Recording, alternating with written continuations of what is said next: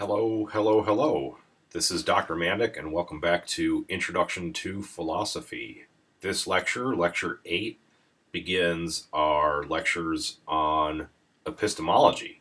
You might recall from an earlier lecture in which I was talking about how philosophy can be thought of as having three main branches, and one of those branches is ethics, the study of value. We've been talking about that quite a bit lately.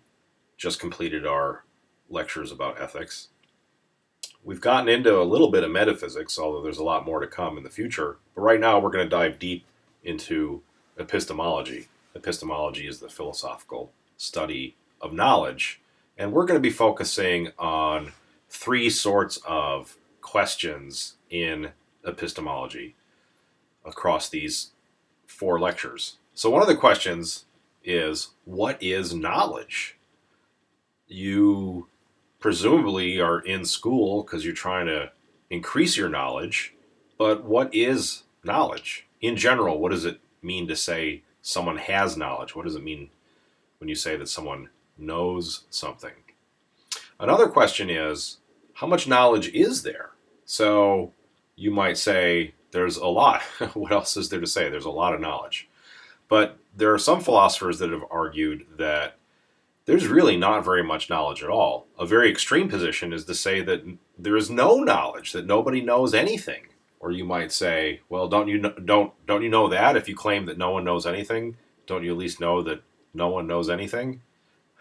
Or you might say, no one knows very much.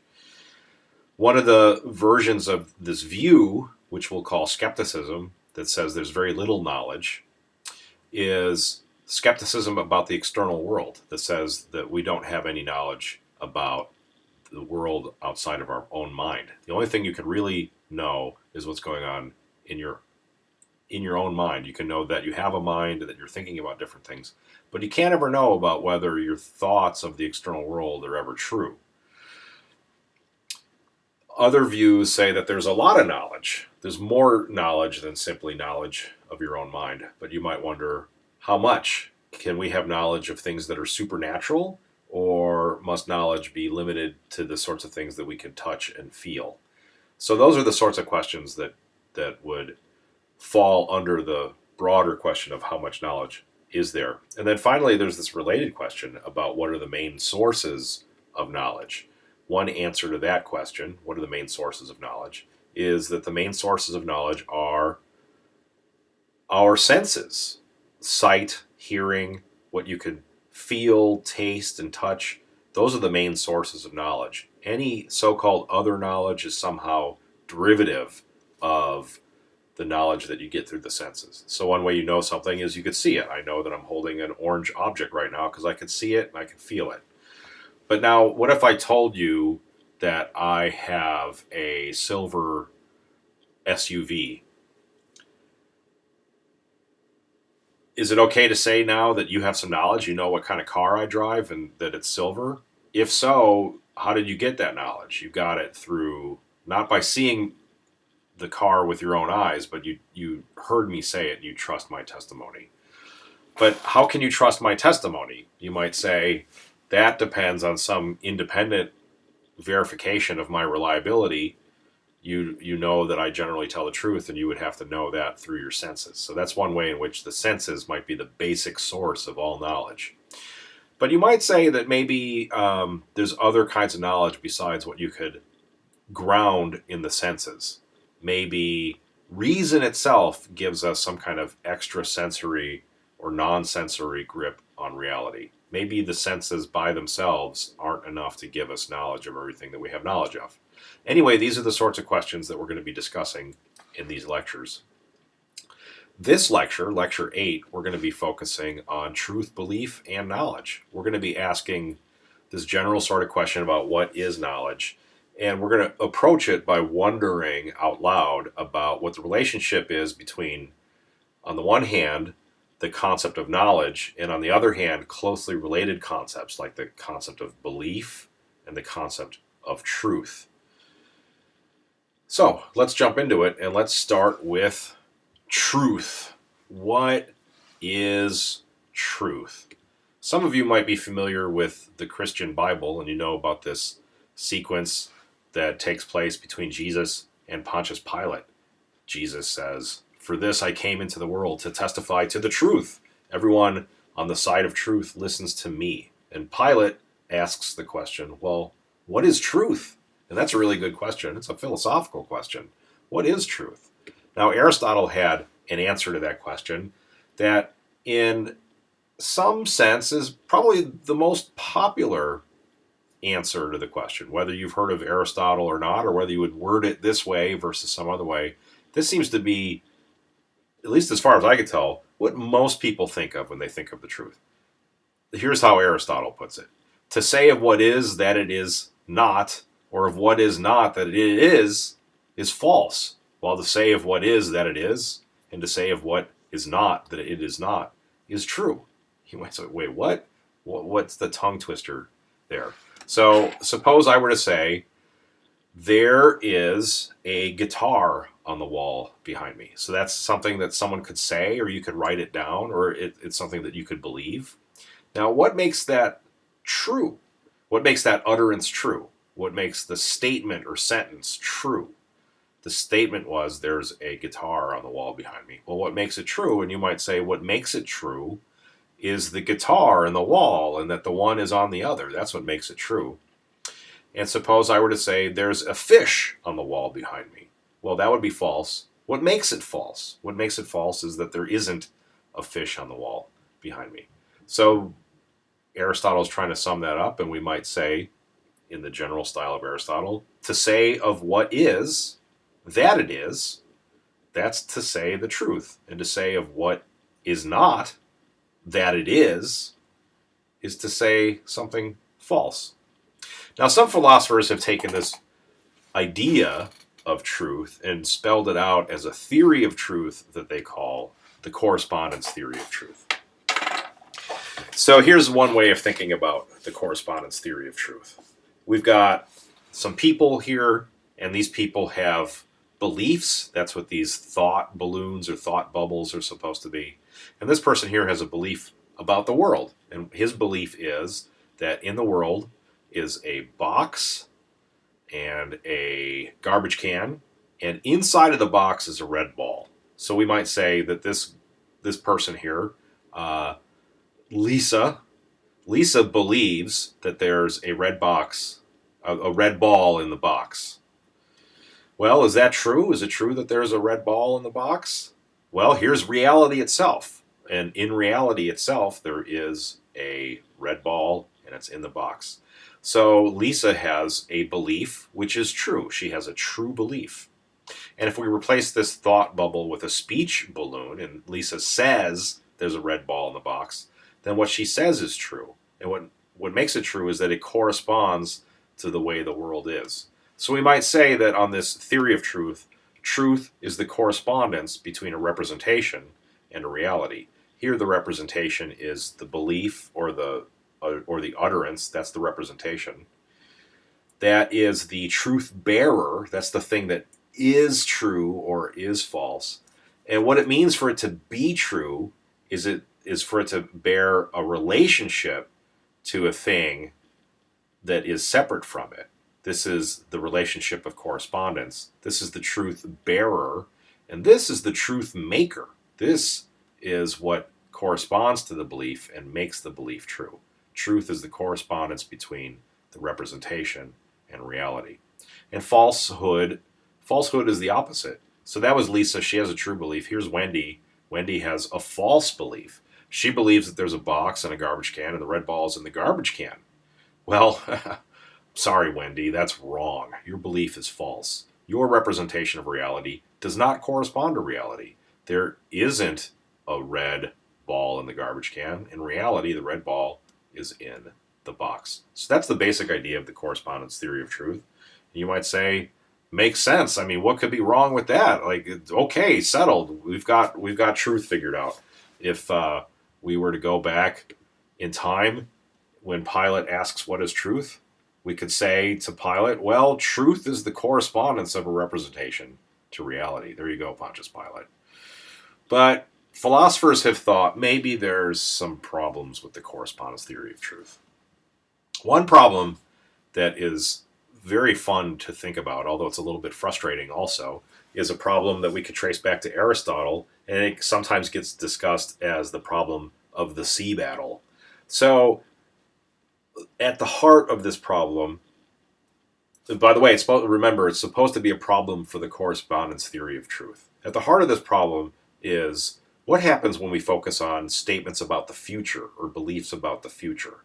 How does the correspondence theory of truth apply to the future, or does it apply to the future?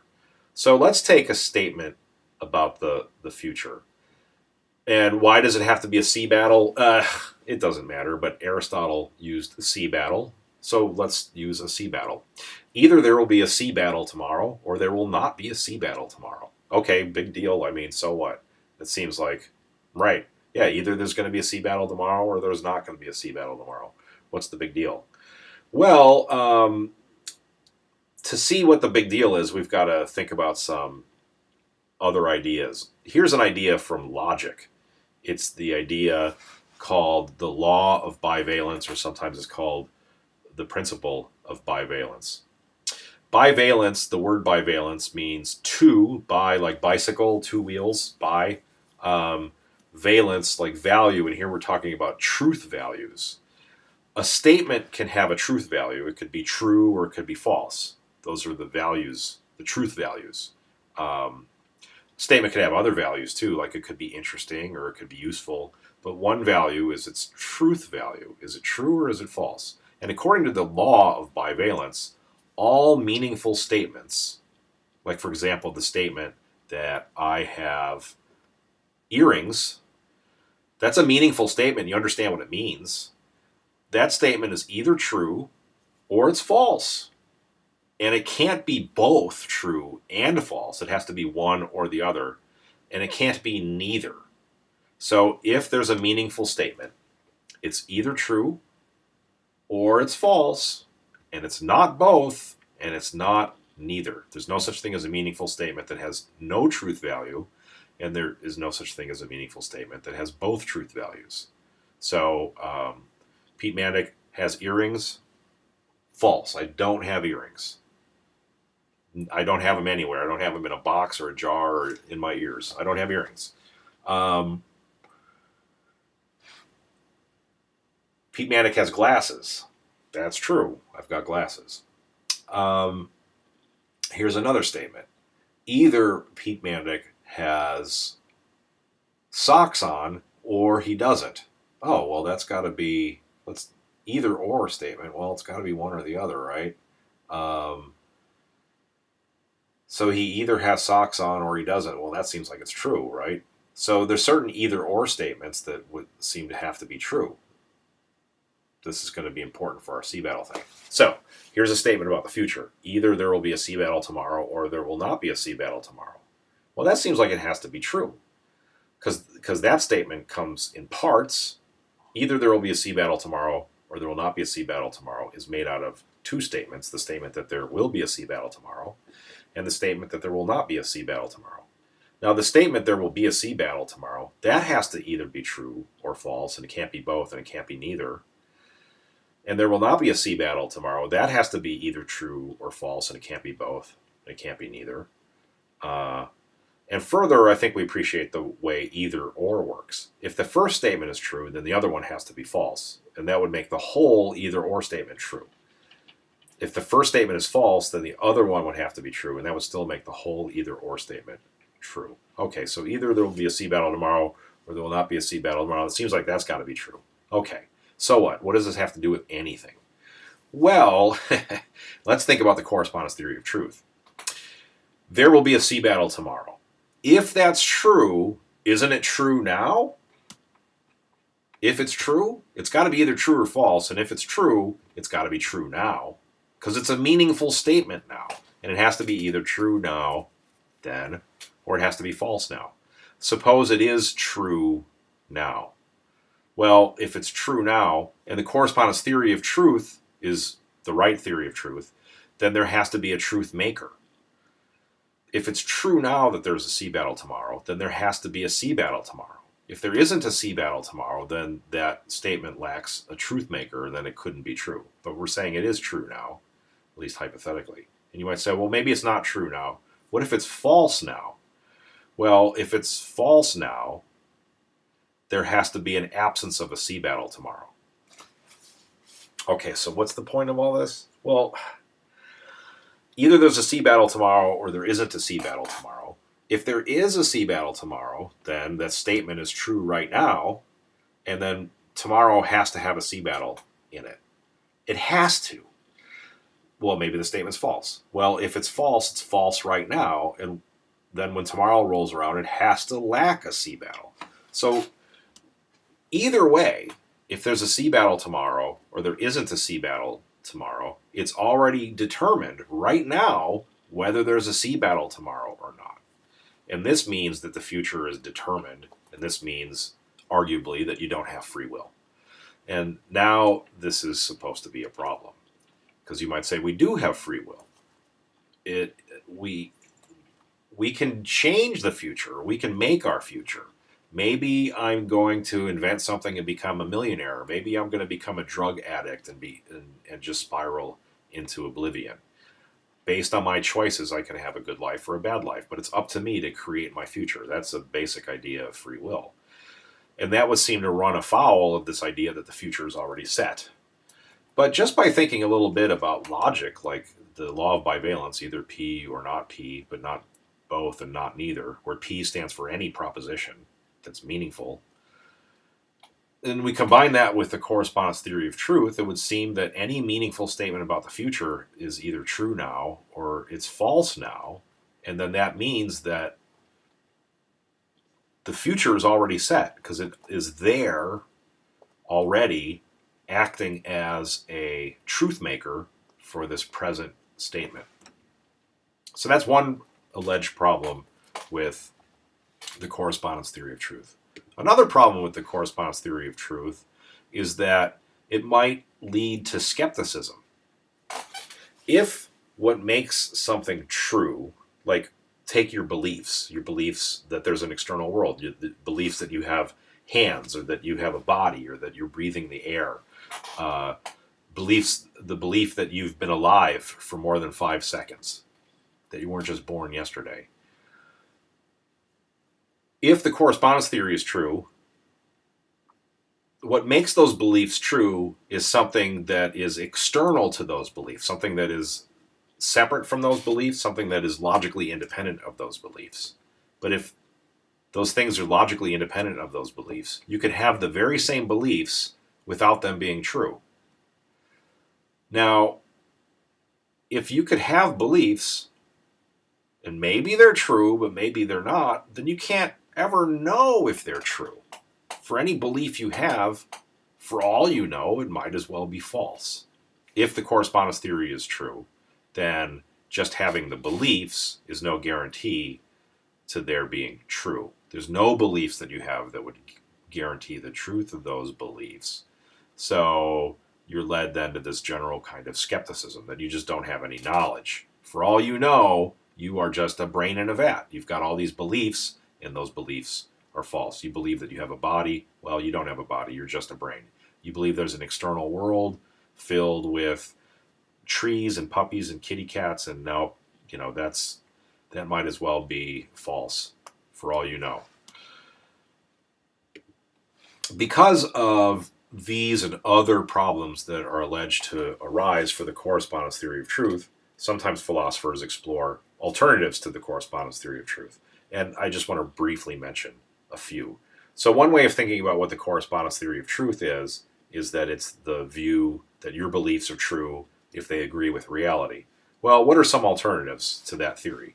One theory is something called the coherence theory. Instead of saying, as the correspondence theory does, your beliefs are true if they agree with reality, the coherence theory says your beliefs are true if they agree with each other. If your beliefs hang together in a coherent system, if they make sense with one another, then that's what truth is. Well, what might motivate that kind of theory? One thing that might motivate that is the worry about skepticism. If you think that you have a lot of knowledge, and you think that on a correspondence theory of truth you couldn't have any knowledge, then there has to be some other theory of what truth is in order for you to have knowledge. So what is it? What then does it mean for your beliefs to be true? Well, what it means is they have some property that you have access to. It's not some property that's remote or outside of your mind and you couldn't know whether it's there or not. Well, what are some properties that you have access to with respect to your own beliefs? And one is you could have access to the way those beliefs hang together. So I believe that there's a guitar behind me, and well, what other beliefs does that hang together with? Well, it hangs together with the belief that I am looking at a picture of a guitar on my monitor right now, and it hangs together with the belief that my camera on my computer is working correctly, and it hangs together with my belief that I turned around and looked at the guitar earlier today, and it hangs together with the belief that my memory is generally reliable. So that's a coherence theory of truth. What it means for your beliefs to be true is just that they're consistent with each other. Another alternative to the correspondence theory of truth is the pragmatic theory of truth. On the pragmatic theory of truth, your beliefs are true if it's useful to believe them. So if it's useful to believe, fill in the blank. If it's useful to believe that when you die, if you've been good, you're going to go to heaven, and if you're bad, you're going to go to hell, then that's true. And why would that be useful? Well, maybe it's useful in general for people to believe that. If they believe there's an infinite amount of reward or an infinite amount of punishment waiting for them after they live their lives, then they're going to lead better lives, and we're going to have a better society. But you might wonder, is that really truth? Just because it's useful doesn't mean it's true. It's hard to believe that that's what truth is. Yes, it might be useful to believe that on any given day that I'm not going to die. If I believe I'm going to die today, I might get really depressed, and overall, that's going to have a detrimental effect on my health. And also, no one lives forever, so it would be irrational to believe on every day that I'm not going to die that day. One of those days it's got to be wrong, right? One of those days the belief that I'm not going to die that day has to be wrong. But that would seem to make sense then on what a correspondence theory of truth. That what makes it right or wrong is the way it really is. It doesn't matter if it's useful or not. It doesn't matter if it coheres with the rest of my beliefs or not. What matters is the way reality is to make it true. Anyway, part of the point of thinking about these different theories of truth is to focus in general on the idea of truth and to get you thinking about, what do you think the truth is? Do you agree with the correspondence theory of truth, or do you think that the problems with the correspondence theory of truth are just too big and we would be better off with a coherence theory of truth or the pragmatic theory of truth? Are you attracted to the pragmatic theory of truth? Would you say that, look, what's the point of believing in anything unless it's useful to believe it? Why believe in things that are useless to believe in? And so if you're going to have a notion of truth at all, why not make it be a useful notion? And that would seem to lead to a pragmatic theory of truth. Or you might say, look, the whole idea of whether something is useful or not presupposes that at least some things aren't useful. And aren't there true beliefs about things that aren't useful? And wouldn't there be beliefs that aren't useful? And wouldn't it be true to say that that's not useful? Anyway, pretty soon we're going to be moving on to the general question of knowledge and how does truth relate to knowledge. Before we move on to that, let's look at some study questions about what we just discussed in connection with truth. Study question number 1, and the answers will be later on in the video. Study question number 1. Which of the following best defines the correspondence theory of truth? A, Your beliefs are true if they agree with reality. B, your beliefs are true if they agree with each other. C, your beliefs are true if it is useful to believe them. D, all of the above. E, none of the above. Study question number 2. What is this a definition of? Any proposition, statement, or declarative sentence must be either true or false, but not both and not neither. What's that a definition of? Is it A, the correspondence theory of truth, B, the coherence theory of truth, C, the law of bivalence, D, the law of opposites, or E, the law of truth? Okay, let's move on to the second part of this lecture, and now we're going to focus on the relationship between knowledge and some other ideas, like the idea of belief. And this is going to be attempting to address this general question of what is knowledge? Related to the question of what is knowledge are questions like, is knowledge the same as true belief?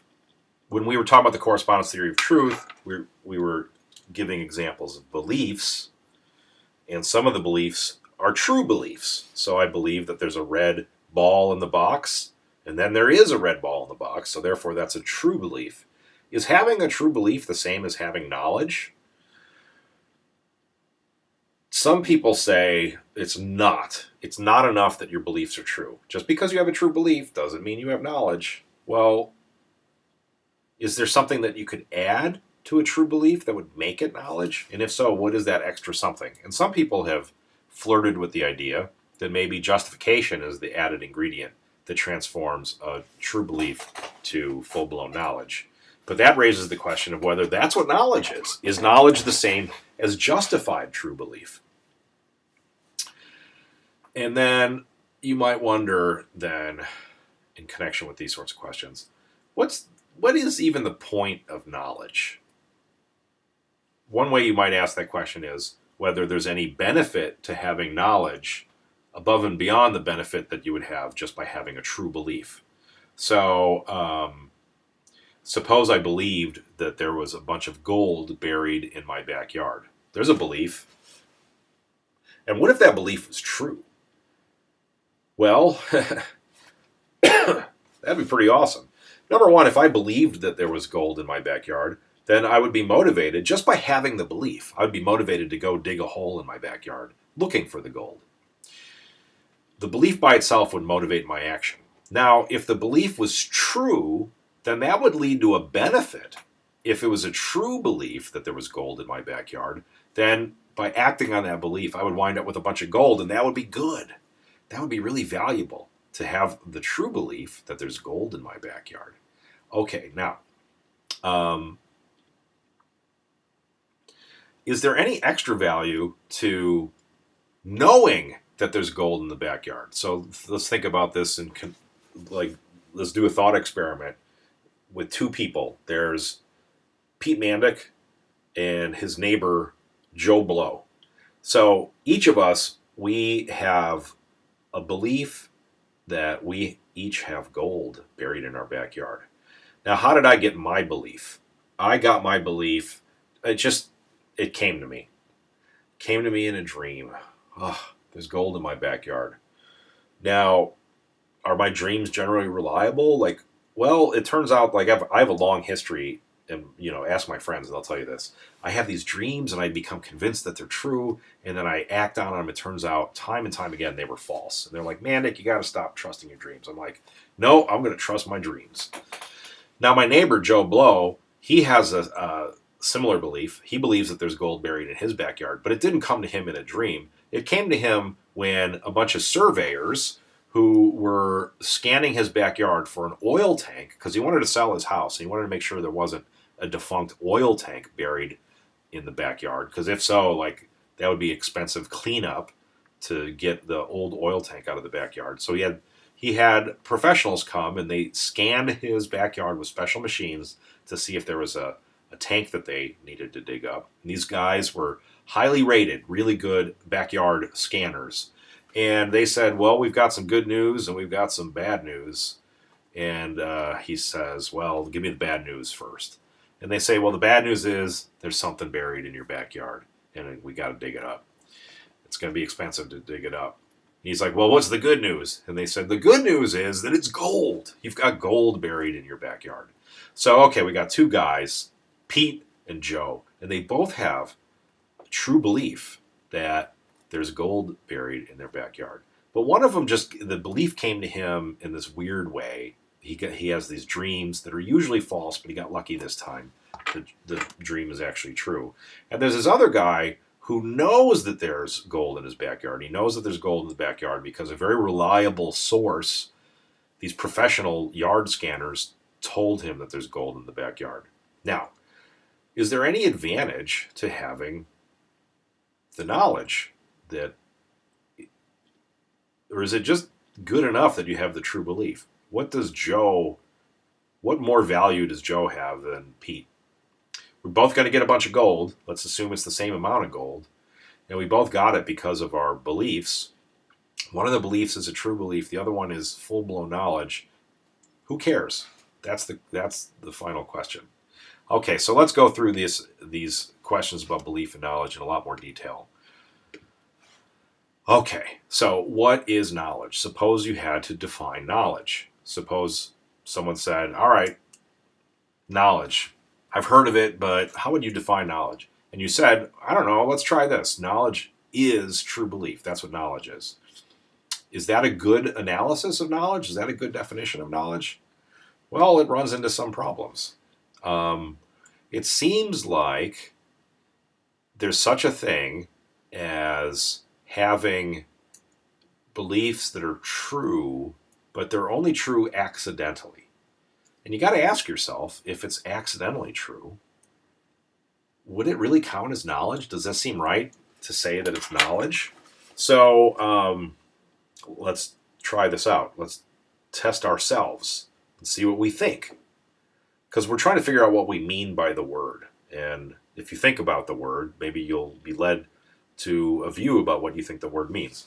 So a lot of people who have cars, a lot of people own cars, and a lot of people that own cars are not currently looking at their cars. So suppose I'm talking to you and I say, do you have a car? And you say, yes, I do have a car. And I say, are you looking at it right now? And often the case is going to be, no, they're not looking at it right now. We're in a building right now. We're at a restaurant together. We're talking. And I say, do you have a car? And they say, well, yeah, I drove here. I say, really? Where is your car? And they say, well, it's in the parking lot. And I ask them, are you looking at it right now? And they say, no, I'm not looking at it right now. But you say it's in the parking lot, right? And they say, yes. Yeah, that's where I left it. I'm like, now, isn't it possible that someone stole your car and drove it away? Or isn't it possible that it was parked illegally and it got towed away? Or isn't it possible that your car exploded? That there was some weird problem with the battery and it caught fire and exploded and you didn't hear it and you don't have a car anymore? It just is blown to bits. Isn't that possible? And they might realize, like, yeah, it is possible. It is. For all I know, my car is not there anymore. But you believe that it's there. Yeah, I believe it's there. And let's suppose it just happens to be true that it's still there. Do they know that their car is in the parking lot? They believe it's in the parking lot. And maybe that's a safe bet, but do they know? Couldn't they just be having a bad day? Like, usually when you believe that your car is in the parking lot, it's true. Your car is in the parking lot. But once in a while, someone has a bad day and you got your car towed or you got your car stolen, and maybe today is that day. If today is that day, then they don't really know that their car is in the parking lot. And if today could be that bad day, you might say, then you still don't know. On any given day that you're not looking at your car right and seeing that it's in the parking lot, your belief might be wrong. And since it might be wrong, it doesn't count as knowledge. And even on days where you just get lucky and it isn't wrong, that seems not good enough for knowledge. Or we think back to the earlier discussion of the guy who, based on a dream, He believes there's gold in his backyard. And even though usually his dreams are false, today he got lucky. It just happened to correspond to reality. Is that the same as knowledge? A lot of people would say no, it's not. Just because you have a true belief doesn't mean that you know. Just because you have a true belief, it doesn't mean that you have knowledge. Sometimes you have a true belief just because you got lucky, and that's not enough for knowledge. So maybe if we add something to knowledge, we would, maybe if we add something to true belief, that'd be enough to give us knowledge. And one sort of thing that people think maybe we need to add is justification. You have beliefs, and often you can give a justification for those beliefs. What's your justification for believing that your car is in the parking lot? Well, my justification is that I remember driving it. It was just 5 minutes ago that I was last in my car, and I remember parking it in the parking lot. And I have long experience of knowing that I have a pretty good memory. I have long experience of parking my car in places where it doesn't get stolen. Like, I'm pretty good at knowing, like, yeah, this is a bad place to park my car. I've never gotten my car stolen before. I've never gotten it towed away by the cops before. I've never had a car explode. So I feel like I'm qualified. I'm qualified to make this statement. My qualifications are the justification. I have justification for my statement. My belief is justified. That's justification. Justification, you might say, is evidence or reasons for beliefs. You believe that you are older than 10 years old. What's your justification for that belief? You could give justifications for that belief. Most of your beliefs, you could probably, if you think about it a little bit, give justifications for that belief. Often you'll meet people where they'll say something and you'll challenge them. Like, how do you know that? And they'll just say, I don't know, I just know it. Well, that's someone that doesn't have justification, or they can't think of what the justification is. But often we can give justification for our beliefs. Why do you believe it? Well, blah, blah, blah. The answer to the question, why do you believe that, is the justification for that belief. Another way of thinking about justification is the justification for beliefs are the rationalizations for it. So, if someone says they believe that there's someone else in the house, and you ask them, well, why do you believe that? And they say, well, I just took a bunch of LSD and that makes me think crazy things. Well, that caused you to have that belief, but that doesn't justify that belief. When we say, when we want to know about what justification is, we want to know what rationally leads to that belief. We're not just asking about the cause. So if I say, I believe that there's a bunch of gold stored in my laundry room, and you say, well, why do you believe that? And I say, well, a hammer fell on my head and it made me believe that. Well, that's not rationally justifying the belief. That's just the cause of the belief. But if I say, well, I believe it because someone looked in there and they told me, and I trust that person, and I've got reasons to trust that person. Now I've got justification for that belief. So one way we could think of justification is it's what connects beliefs and truth. Justifications are something like these methods that lead belief to truth. So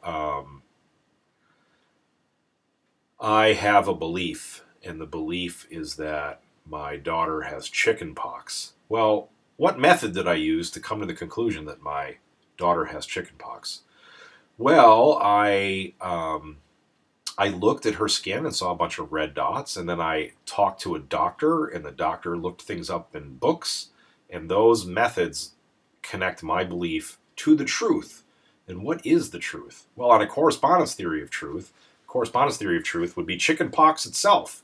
This disease, this virus, and the resulting symptoms that has to do with like red eruptions on your skin, that's the truth.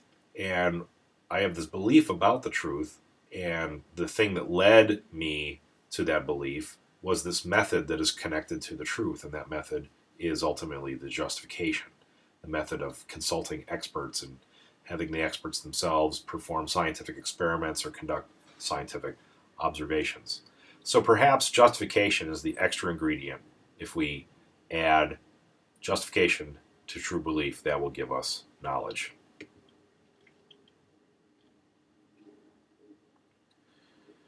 Now, why does it make sense that we need to add something? Why couldn't true belief be good enough for knowledge? The answer to that question is this thing about epistemic luck. It seems like if all you do is have lucky beliefs, you got a true belief, but it was lucky that the belief happens to be true. That doesn't seem like knowledge. And we tried to illustrate this a few lectures ago with a version of the false belief task that I called the knowledge task. So recall the story of Sally and the marble. So Sally puts her marble in a basket. She goes outside to play. And then Anne takes the marble out of the basket. And then in this version of the story, Anne puts the marble back in the basket, all while Sally was out of the room. So Sally comes back in and she believes that the marble is in the basket. And that belief happens to be true, but you got to ask yourself, is it knowledge? Does Sally know where the marble is? Well, given how easy it would have been to make Sally's belief false, like for all Sally knows, that marble's in the box, and she's just being sloppy in assuming that it's still in the basket. And so therefore, I think a lot of you would say, right, I get it. Sally doesn't know that the marble's in the basket. Even though she believes it's in the basket, and it's true that it's in the basket, that's not good enough for her to have knowledge. Maybe she would have knowledge if she was watching the room through a surveillance camera the whole time, and she saw that Anne took the marble out and then put it back in. Now, in addition to her true belief, she's also got justification. She's got something that connects her to the truth. Her belief is caused by the truth, and is caused by the truth in a reliable way, and so it's justified. And you might say, well, maybe that's good enough now for knowledge. She's got a justified true belief, and so therefore she knows that it's in the basket.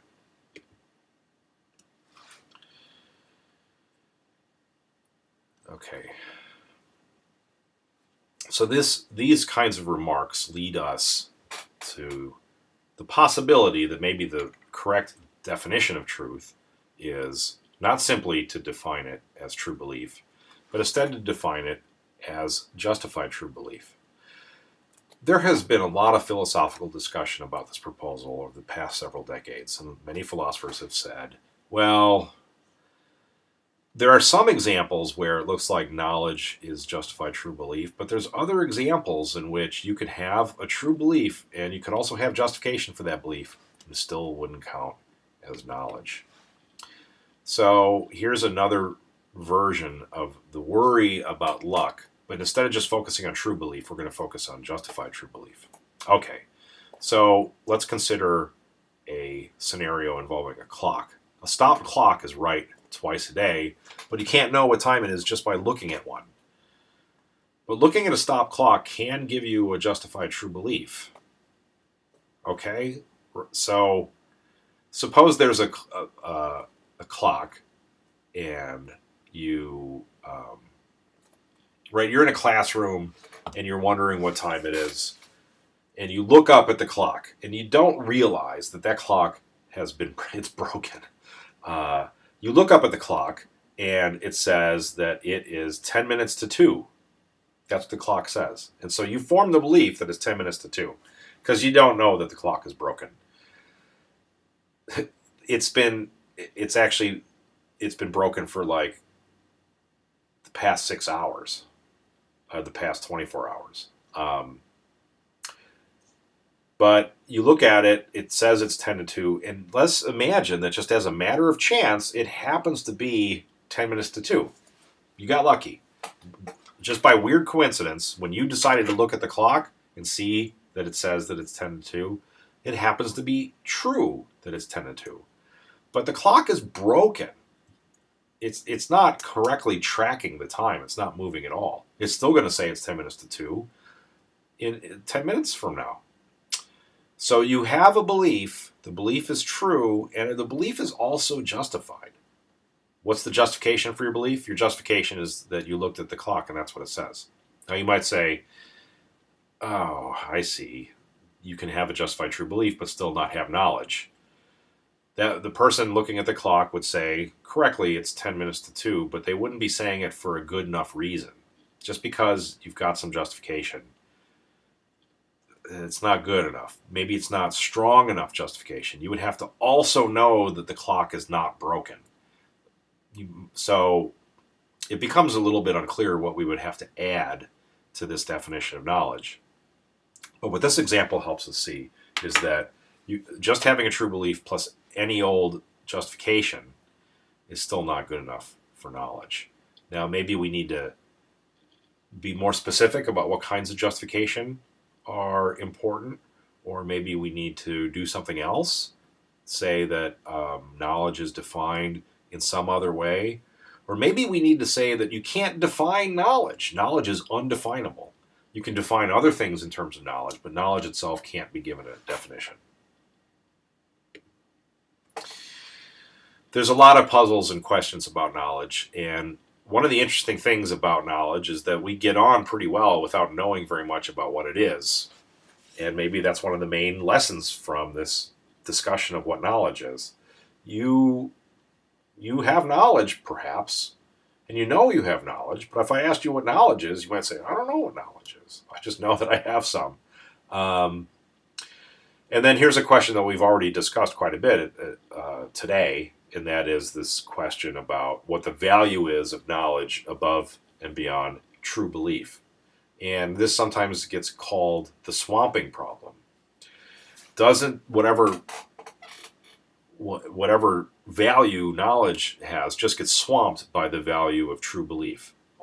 It's often the case that when you know something, it's accurate to say that you truly believe that thing.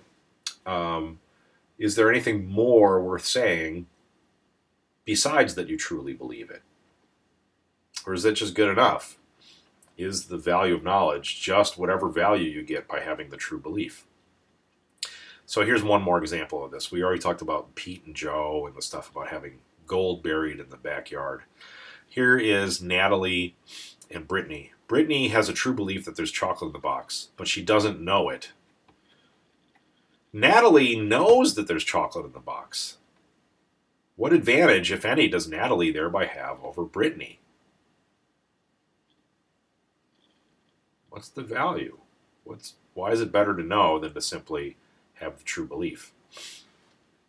Now you might say it's better to know because if you have knowledge, then that means you're reliable at having true beliefs. The person that has the true beliefs isn't having them reliably, they're just getting lucky. Okay. But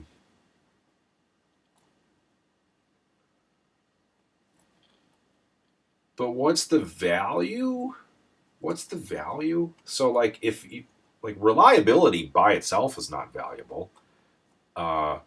If I could reliably get good things and you reliably got bad things, well, you don't get bonus points just because it's reliable.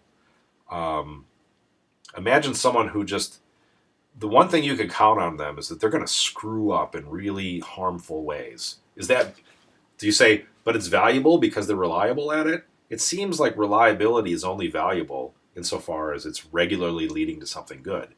Something that regularly leads to something bad is not at least valuable for being regular. So regularity by itself doesn't seem to be valuable. The value comes when it's regularly getting you something that itself is valuable. So reliably getting true beliefs is good because true beliefs are valuable. Getting true beliefs reliably doesn't seem to have any extra value besides the value of the true beliefs themselves. So that's the point of the swamping problem. The swamping problem is the problem of stating what, if anything, makes knowledge better than just true belief. And maybe there is nothing that makes knowledge better than true belief. maybe all you need is true belief, and we don't really need knowledge. Anyway, most of this was a warm-up exercise. This lecture was designed to get you thinking about knowledge, to get you wondering what knowledge was, to think about the relationship between knowledge and some other ideas, especially the idea of truth. And what we're going to be doing for the rest of the epistemology lectures is focusing on these questions. How much, if any, knowledge is there? And in lecture 10, we're going to be focusing on skepticism, which we might put as the view that there's not very much knowledge. The skeptic claims that there's maybe no knowledge or there's very little knowledge. And we're going to see there's some different versions of skepticism. You can be a skeptic about the external world. You could be a skeptic about the existence of God. You could be a skeptic about everything. You could be a skeptic about other people's minds. You could be a skeptic about causation. We're going to be focusing in particular on skepticism about the external world. And with respect to the external world, the skeptic says there's no knowledge about the external world. So how much knowledge is there about that? Answer, 0. At least that's the answer that the skeptic gives. And then there's this other question, assuming that there is knowledge, what is its main source? And a very popular answer to the question, what is the main source of knowledge, is empiricism, the view that the main source of knowledge is the senses. And the opposite of empiricism is rationalism, which says that, well, there's more to knowledge than just what you can get from your senses. And we're going to, in the next lecture, jump in with empiricism and the proposal that knowledge comes through the senses. Okay, I've got another study question, and then I'll give you the answers to the study question, and we'll call it a day. Okay, study question 3. Which proposed analysis of knowledge is the following supposed to be an objection to? The proposed analyses of knowledge were the proposed definitions of knowledge. Okay, so here is an objection. What is this objection supposed to be objecting to? Here we go.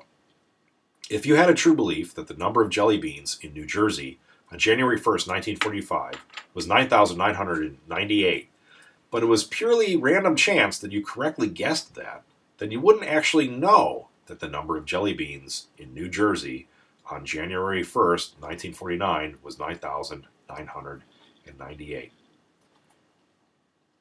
So that was a complicated thing about New Jersey and jelly beans, but the essence of it was to say that it's possible that you could have a true belief, but it's just by random chance that that belief was true. And so therefore, you don't have knowledge. In having that true belief, you don't thereby have knowledge. Now, what proposed analysis of knowledge is that supposed to be an objection to? Is it an objection to A, the proposal that knowledge is the same as true belief? Is it an objection to B, that knowledge is the same as justified true belief? Is it an objection to C, the view that knowledge is the edge of knowledge?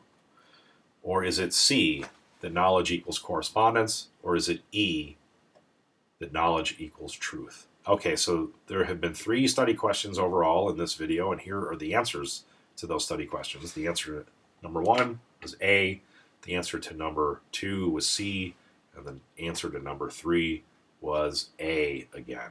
And that brings us to the end of lecture 8, and I will see you later. I'll see you during lecture 9.